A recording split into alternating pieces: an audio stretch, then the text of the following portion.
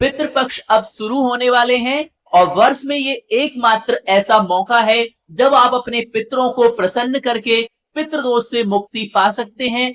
पितृदोष किन पर है और क्या आप पर इसका कोई प्रभाव है, इसे आप कैसे जान सकते हैं? तो अगर आपके घर में अनावश्यक झगड़े होते हैं, फालतू की बीमारियां बनी रहती हैं, जहां पर आपके घर में लक्ष्मी टिकती नहीं है, बहुत प्रयत्न करने पर भी लक्ष्मी का प्रभाव नहीं बनता है, बच्चे कहना नहीं मानते हैं, पढ़ाई में उनका मन नहीं लगता है, इसके अलावा आपके घर में अप्राकृतिक घटनाएं होती रहती हैं, तो आप समझ लीजिए कि आप पर पितृदोष का प्रभाव है।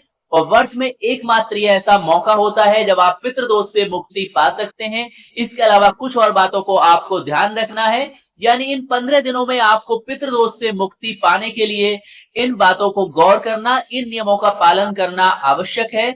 और पितृपक्ष एक ऐसा समय है, इन 15 दिनों में पितृ पृथ्वी पर आते हैं और अपने परिजनों को यानी अपने परिवार के जनों को आशीर्वाद देते हैं, तो आप उनके आशीर्वाद के पात्र बनिए, उनके कोप के भाजन ना बने। तो पितृपक्ष में पहला काम है जो आपको अवश्य करना है, तो आपको काले तिल अवश्य दान करने हैं। ऐसा करने से पितृ प्रसन्न होते हैं और परिवार को कई प्रकार के दोषों से भी मुक्ति मिल जाती है। इसके अलावा तर्पण आदि क्रिया भी अवश्य करें और आपके जो भी पितृ हैं उनके श्राद्ध कर्म वर्ग अवश्य करें। और पितृपक्ष की अवधि में जहां पितृ आपके परिवार के समीप होते हैं, तो इस समय किया हुआ तर्पण व श्राद्ध उनको सीधे मिलता है। और पितृपक्ष के समय जहां तक भी संभव हो पूरी सादगी से आपको रहना चाहिए और भोजन भी वैसा ही सादा करना चाहिए। लहसुन प्याज को इन दिनों पूरी तरह से छोड़ देना चाहिए।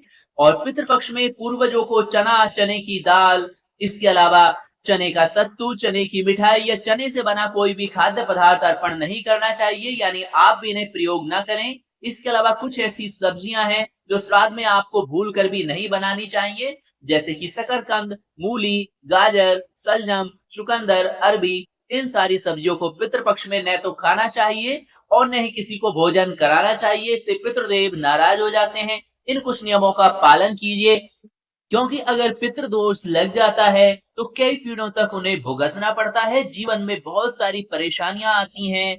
पितृदोष के कारण दुर्घटना आदि की संभावनाएं भी बढ़ जाती हैं, नौकरी कारोबार में हानि झेलनी पड़ती है, साथ ही वंश आदि आगे बढ़ने में भी दिक्कतों का सामना करना पड़ता है। तो आपको कुछ ऐसे उपाय बताते हैं जिनसे आप पितृदोष से मुक्ति पा सकते हैं।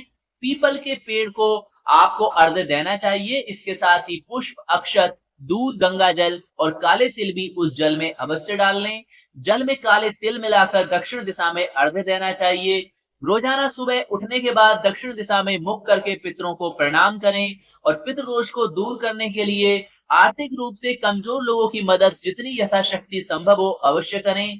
शाम के वक्त दीपक जलाकर नाग स्तोत्र या महामृत्युंजय मंत्र, ओम त्र्यंबकम यजामहे सुगंधिम पुष्टिवर्धनम उर्वारुकमिव वंदनात् मृत्युमुक्षयम मामृतात् का पाठ अवश्य करना चाहिए।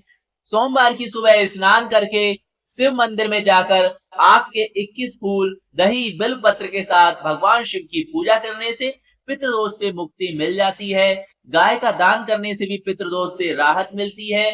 और घी में डुबोकर कपूर आप अपने घर में जलाते हैं तो इससे भी पितृदोष का शमन होता है। तो प्रतिदिन सुबह और शाम घर में शाम के समय कपूर अवश्य जलाएं। इन सारे उपायों से पितृदोष को दूर करके आप अपने घर में होने वाले अनावश्यक झगड़ों, अशांति को तो दूर कर ही सकते हैं, साथ ही आप अपने घर में लक्ष्मी के प्रभाव को बना सकते हैं। और इन उपायों के द्वारा आप अपनी कुंडली में आए हुए पितृदोष से भी मुक्ति पा सकते हैं। और आदिदेव, गुरुदेव, महादेव भगवान भोलेनाथ का स्मरण तो हमेशा करते रहें, क्योंकि पितरों के पितृ परम देव गुरुदेव महादेव ही संसार के आदि देव हैं और संसार की समस्त विद्याओं के आदि जनक भगवान भोलेनाथ हैं।